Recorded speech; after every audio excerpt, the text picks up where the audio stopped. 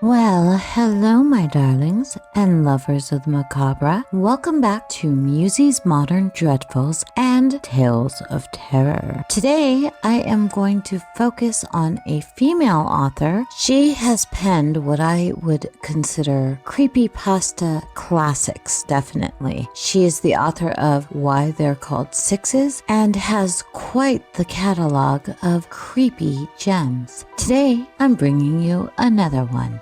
We should have never played in the junkyard. Trash could have been my first name when I was growing up. It wasn't the way I carried myself, and it wasn't the way my family was. Sure, we were poor, but we weren't dirty or anything. It was just the stupid hick town we lived in. Rural, but rich. If your parents didn't either own a farm or work on one, you were considered one of the poor kids, the trash. Of course, there are choices that didn't help my reputation. Call it teen rebellion, I guess. But sometimes I think I tried to out-trash people's opinions once I got older. Anyway, that's how I, along with my best friend Mick, started hanging out at the junkyard. Now, it wasn't really a junkyard, not officially. The woman who owned the land was a hoarder, and that's putting it generously. I mean, acres upon acres of land with just stuff on it. Rusted down cars by the dozens, broken appliances, and other piles upon piles of junk.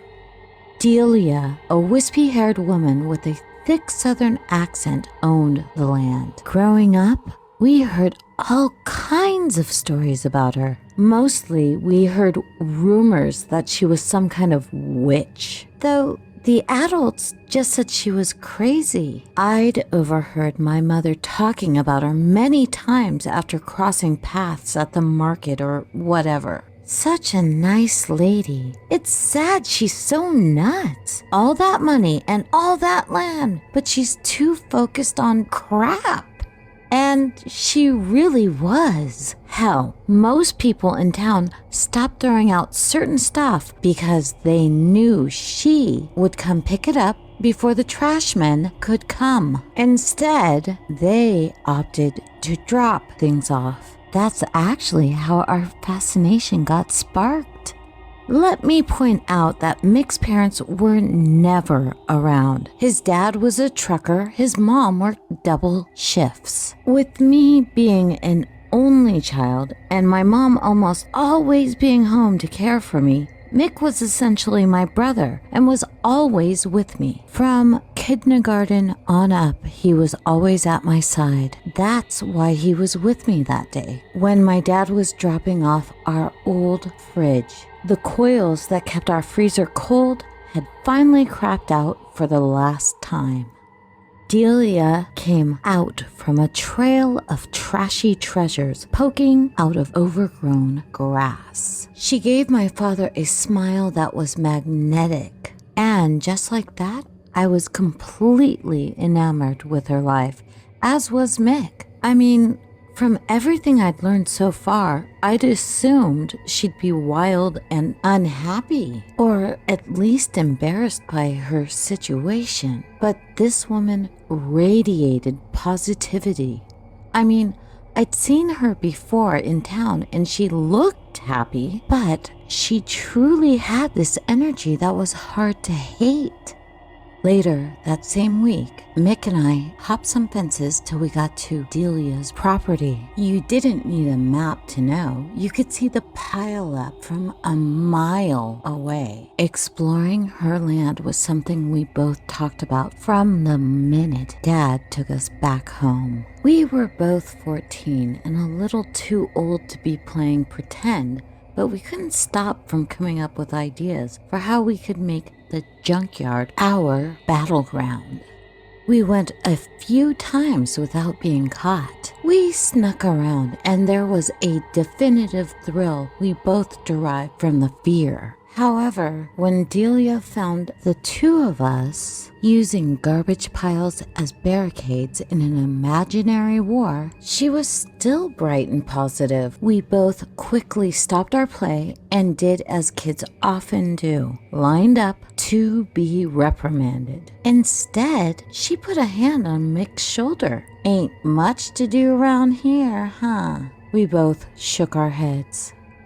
"Yep. It's always been like this. If you kids are really looking for some fun, you might want to look about 5 minutes that-a-way." She pointed further into her land. "Cars and stuff are a little less rusted. Don't want you kids getting some kind of infection on my watch." She smiled and turned away, heading off in a different direction. Mick spoke up. Wait, we can play here?" Delia turned, same smile on her face. "Well, sure. Just be careful and respectful of my things, you understand?" We both nodded, and then she set off again, stepping every so often to check out a discarded item before gently placing it back down and continuing on her winding but meticulous path. She'd been right. Just heading a couple minutes into the junkyard, provided with newer garbage and other landscape that seemed almost like something out of fantasy. Our imaginations ran wild. We hung out there almost every day. Most, we couldn't even see Delia. I mean, there was so much land and so much to do there. Our paths rarely crossed. Still, we'd see other people around sometimes. We weren't the only cast-offs to find a refuge there. Sometimes you'd find homeless people sleeping in abandoned cars and campers. People would also look for junk parts. It wasn't abnormal to have your play be interrupted by someone wandering. We found a huge expanse of field that was nothing but refrigerators and other appliances. Newer, older, and in various stages of rust. We'd imagined that they were trees and that we were chasing one another through the forest, a bounty hunter and an escaped convict. I was getting ready to turn the corner around an old Frigidaire and arrest Mick, when the sudden creaking, moaning sound of rust broke us both out of our imaginative storylines. Mick stood up from his knelt position and came up next to me as I turned around in search of the source of the sound. My eyes searched between rusted husks until they landed on one of those old 60s models, the ones that looked like a spaceship. The door had opened just a crack before stopping. I started to turn away when the groaning noise returned again. Sure enough, the door was opening. The door creaked a little further, and I could see fingers curled around, holding on and cautiously opening from inside. Fear had turned my body heavy as stone, but the sight had made Mick yelp. The fingers quickly pulled back into the fridge, and the door slammed closed again.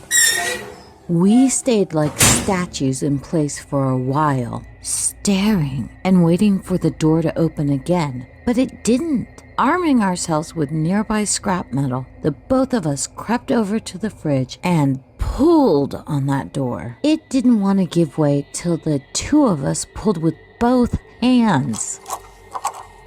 It was stuck shut good and creaked much, much louder when we opened it. The inside was bare. Nothing. No person. Just rust. Neither of us wanted to admit how scared we were, but we weren't exactly ready to just resume play. So we quietly just backed off the area and ran home.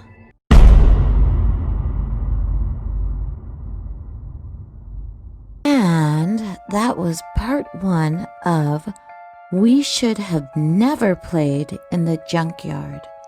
It is a short Actually, it's a short story, but it's long enough that I feel like I'll lose your interest if I don't do it as a mini-series.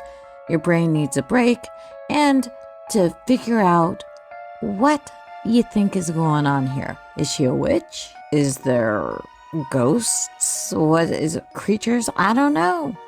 Well, maybe I do, but I will present it to you very, very soon. In the meantime, yippee-ki-yay, Musey lovers. I hope you have a great holiday, and I will be right there with you very soon with part 2 and the finale of We Should Have Never Played in the Junkyard. Have a great day. Bye, y'all.